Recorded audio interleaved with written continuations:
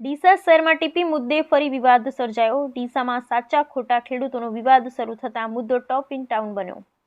ડીસામાં આજે પણ ખેડૂતોએ ટીપી સ્કીમ રદ કરવાની ઉગ્ર માંગ સાથે ચીફ ઓફિસરને આવેદનપત્ર પાઠવ્યું।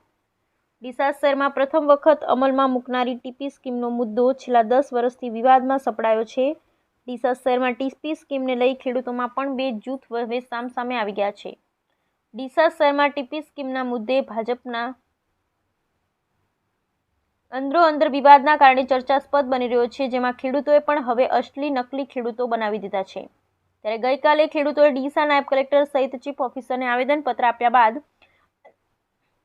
આજે ફરીથી બીજા ખેડૂતો પણ જમીનના ઉતારા સાથે નગરપાલિકા પહોંચ્યા અને ચીફ ઓફિસરને આવેદનપત્ર પાઠવ્યું। આજે ડીસા નગરપાલિકા ખાતે રજૂઆત કરવા આવેલ ખેડૂતોએ જણાવ્યું હતું કે ગઈકાલે જે ખેડૂતોએ આવેદનપત્ર પાઠવ્યું હતું તે ખેડૂતો નહીં પણ વેપારીઓ હતા અને એમને ખોટા ખેડૂતો કહેનાર ખુદ વેપારીઓ હતા।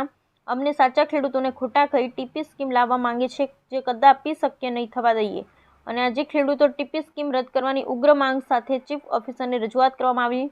ચીફ ઓફિસરને રજૂઆત કર્યા બાદ ખેડૂતોએ નગરપાલિકા આગળ વિવિધ સૂત્રોચ્ચાર કરવામાં આવ્યા અને જો ટીપી સ્કીમ રદ નહીં થાય તો આત્મવિલોપન કરવાની પણ ખેડૂતોએ ચીમકી ઉચ્ચારી હતી।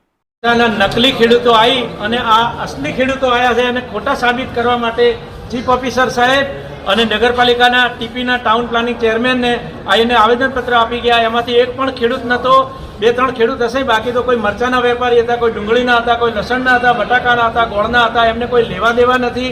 બધા ગ્રીન બેલ્ટમાં જે ડામર રોડથી પેલી બાજુના ખેડૂત હતા આ બાજુ આવીને સાચા ખેડૂત સાબિત થયા છે। હકીકતમાં સાચા ખેડૂત આ છે, ખેડૂતને સાંભળ્યા વગર અંધારામાં રાખી અને સત્તાધીશો બેઠા છે, જે રસ્તા વગરની જમીનો ખરીદીને બેઠા છે અને અહીંયા ટાઉન પ્લાનિંગના ચેરમેનના ઇશારે અને એ લોકો ઉપરથી આંખો કાઢી અને ખોટું આ લોકો ટીપી અંદર દાખલ કરવાની કોશિશ કરી રહ્યા। ખેડૂતને ક્યારેય મંજૂર છે નહીં અને ધારાસભ્યને નાર્કો ટેસ્ટ કરાવો તો ખબર પડશે કે કોને કેટલી જમીન ક્યાં આવી છે।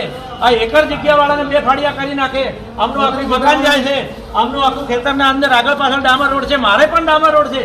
હું આજ 15 વર્ષથી વેરો ભરું છું, મને ત્યાં કોઈ સવલત મળતી નથી।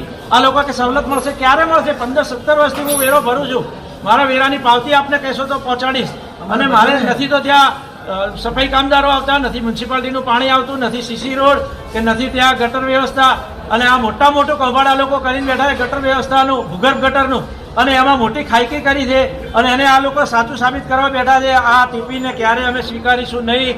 ખેડૂતોને મળી અને ખેડૂતોને પૂછીને આગળ ચર્ચા કરશે તો અમે એમને જવાબ આપશું, બાકી આ ટીપી અમને મંજૂર આજે નથી, કાલે નથી, ક્યારેય નથી।